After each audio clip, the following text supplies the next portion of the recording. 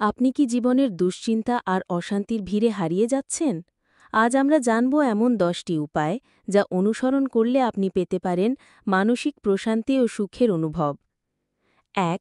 প্রতিদিন কিছু সময় ধ্যান বা প্রার্থনায় কাটান, এতে মন শান্ত হয়। ২. নিজের প্রতি কৃতজ্ঞতা ও ইতিবাচক চিন্তা রাখুন, হতাশা দূর হবে। ৩. প্রাকৃতিক পরিবেশে সময় কাটান, এটি মানসিক প্রশান্তি বাড়ায়। ৪. অপ্রয়োজনীয় চিন্তা ও অতীত ভুলে যান, ভবিষ্যতের জন্য প্রস্তুত থাকুন। ৫. নিয়মিত ঘুম ও স্বাস্থ্যকর খাদ্য গ্রহণ করুন, শরীর ভালো থাকলে মনও ভালো থাকে।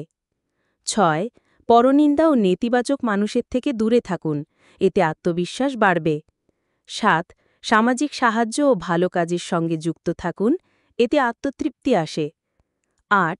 ক্ষমা করতে শিখুন, এতে অন্তরের ভার কমে যায়। ৯.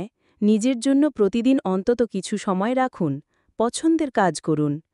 ১০. স্রষ্টার উপর ভরসা রাখুন ও প্রতিদিন কৃতজ্ঞ থাকুন, তাতেই শান্তি মিলবে।